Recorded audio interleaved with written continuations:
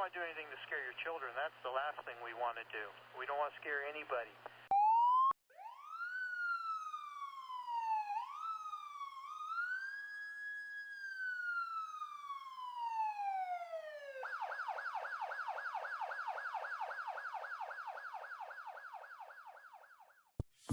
एक दिन आपसी मारपीट में एक आदमी मार गया। माता दीन कोतवाली में आकर बैठ गए और बोले, नमूने के लिए इस केस का इन्वेस्टिगेशन मैं करता हूँ। आप लोग देखिए, ये कत्ल का केस है। कत्ल के केस में एविडेंस बहुत पक्का होना चाहिए। तभी कोतवाल ने कहा, मगर साहब, पहले कातिल का पता लगाया जाएगा, तभी तो एविडेंस इकट्ठा किया जा सकता है। तो माता दीन ने भी जवाब दिया, नहीं, उल्टे मत चलो, पहले एविडेंस देखो। क्या कहीं खून मिला किसी के कपड़ों पर या और कहीं? हाँ साहब, मारने वाले तो भाग गए थे। मृतक सड़क पर बेहोश पड़ा था। एक भला आदमी वहाँ रहता है, उसने उठाकर अस्पताल भेजा। उस भले आदमी के कपड़ों पर खून के दाग लग गए थे। उसे फौरन गिरफ्तार करो। मगर साहब, उसने तो मरते हुए आदमी की मदद की थी। वो सब ठीक है, पर तुम खून के दाग ढूंढने और कहाँ जाओगे? जो एविडेंस मिल रहा है उसे कब्जे में तो करो पहले। वो भला आदमी पकड़कर बुलवा लिया गया। उसने कहा, अरे मैं तो मरते आदमी को अस्पताल भिजवाया था, मेरा क्या कसूर है? चांद की पुलिस उसकी बात से एकदम प्रभावित हुई, लेकिन माता दीन प्रभावित नहीं हुए। सारा पुलिस महकमा उत्सुक था कि अब माता दीन क्या तर्क निकालते हैं। पर तुम झगड़े की जगह गए ही क्यों? अरे मैं झगड़े की जगह नहीं गया, मेरा वहाँ मकान है, झगड़ा मेरे मकान के सामने हुआ। अब फिर माता दीन की प्रतिभा की परीक्षा थी। सारा महकमा फिर से उत्सुक देख रहा था।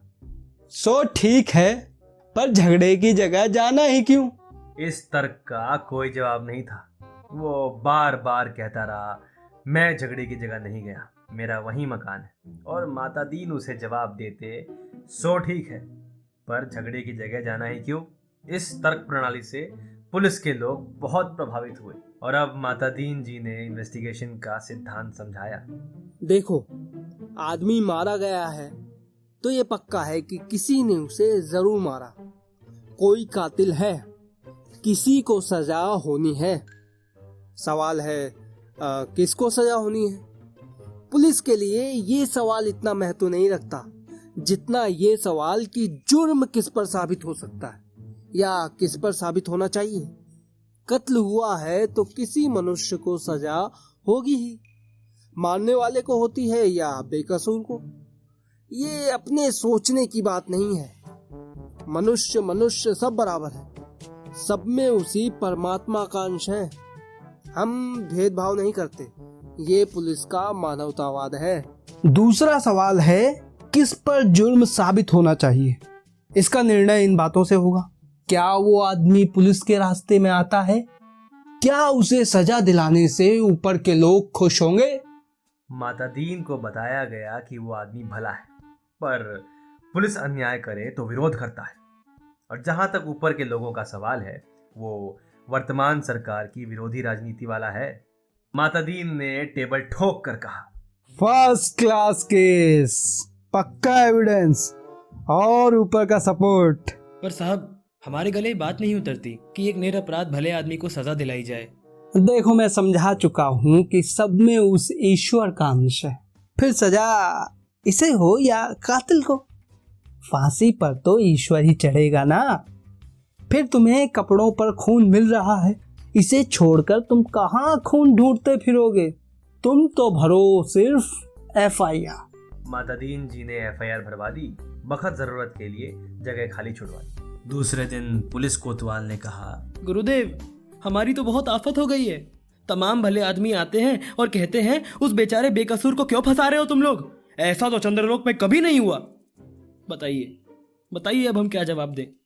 हम तो बहुत शर्मिंदा हैं गुरुदेव।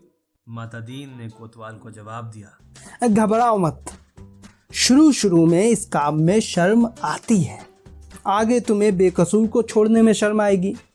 हर चीज का जवाब है। अब आपके पास जो आए उससे कह दो।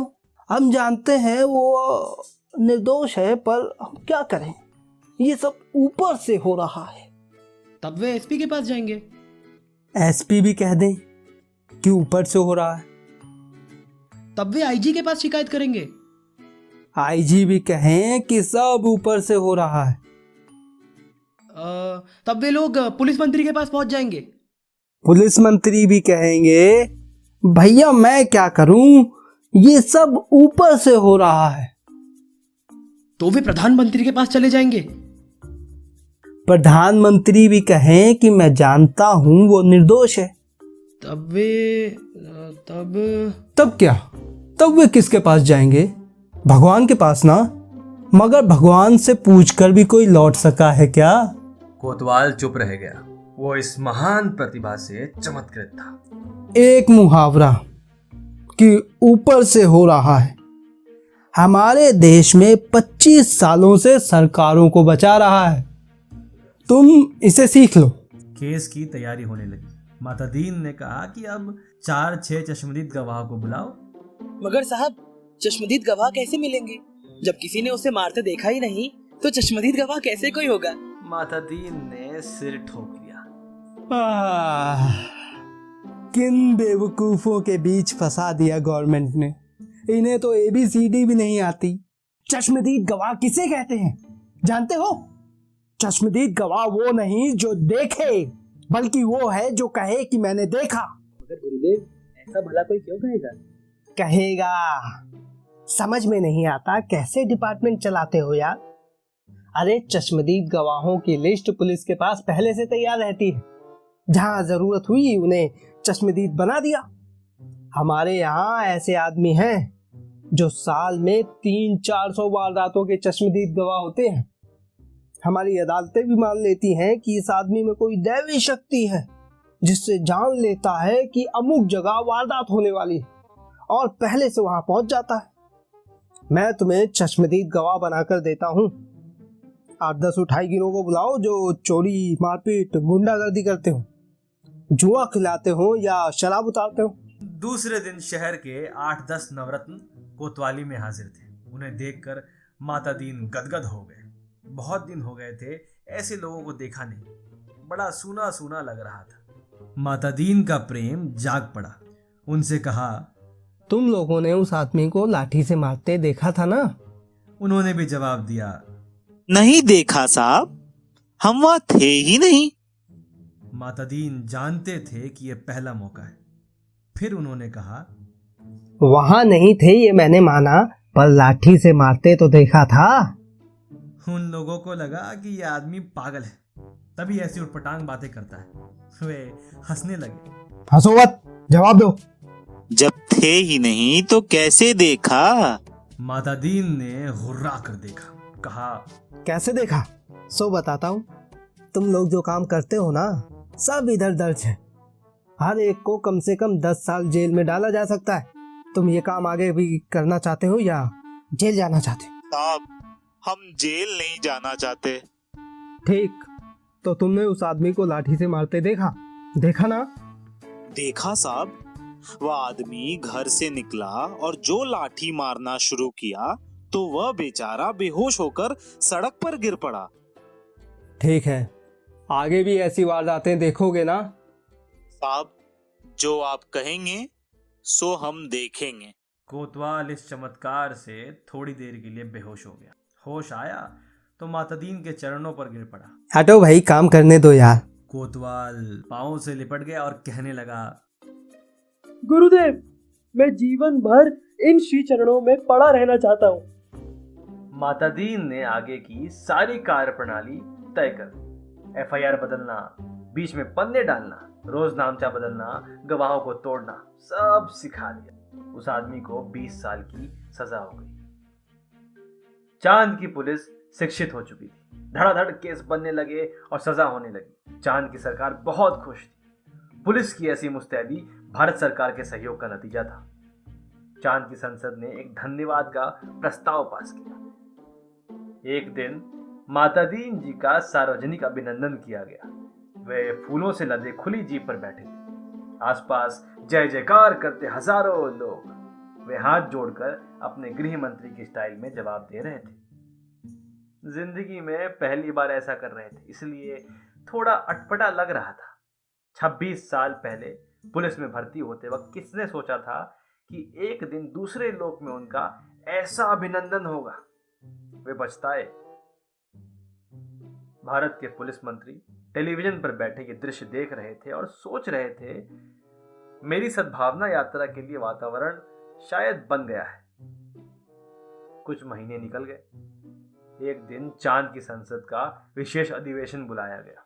बहुत तूफान खड़ा हुआ। गुप्त अधिवेशन था, इसलिए रिपोर्ट प्रकाशित नहीं हुई, पर संसद की दीवारों से टकराकर कुछ शब्द बाहर आए। सदस्य गुस्से से चिल्ला रहे थे, कोई बीमार बाप का इलाज नहीं करता, डूबते बच्चों को कोई नहीं बचाता, जलते मकान की आग कोई नहीं बुझाता। आदमी जानवर से बदतर हो गया, सरकार फौरन इस्तीफा दे। दूसरे दिन चांद के प्रधानमंत्री ने माता दीन को बुलाया।